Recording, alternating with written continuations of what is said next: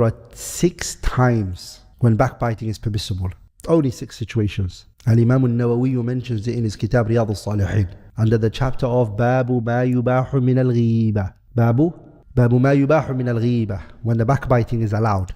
From there will be, of course, between the wife and the husband, when the wife wants to speak to a judge or a sheikh about a situation related to her husband, or the husband wants to talk to a sheikh or a judge about his situation. He's permitted to speak about the other person.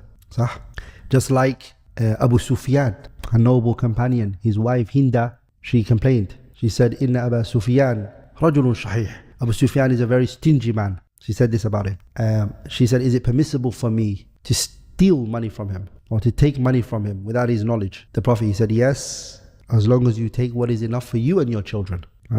So she had to complain about him to the Prophet.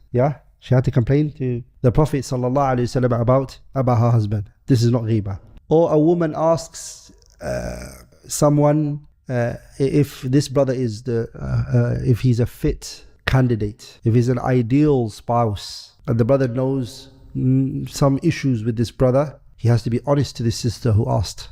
Based on the hadith of Fatima bint Qais, when she said, Ya Rasulullah, 2 men have come forward for my hand in marriage. The first one is Abu Jahm, and the second one is Muawiyah. The Prophet said, as for Muawiyah, فَسُعْلُوا كُلَّ مَالَ لَهُ. He has no money. And as for Abu Jahm, ضَرَّابٌ لِلنِّسَاءِ. He beats women. He what? He beats the women. Another wording said, لَا يُلْقِ الْعَصَى عَنْ عَاتِقِهِ. The stick is on his shoulder. He never takes the stick off his shoulder. In other words, he beats a lot. So the Prophet said, stay away from these 2 men and marry Usama ibn Zayd. Again, this is the times when it's what? It's permissible. So there are situations when the ghibah is permissible, it's needed. From the times that it's permissible is when you're warning a person regarding a people who can harm them or their religion. So you're telling them, stay away from this individual. He can corrupt your religion. He can corrupt your deen.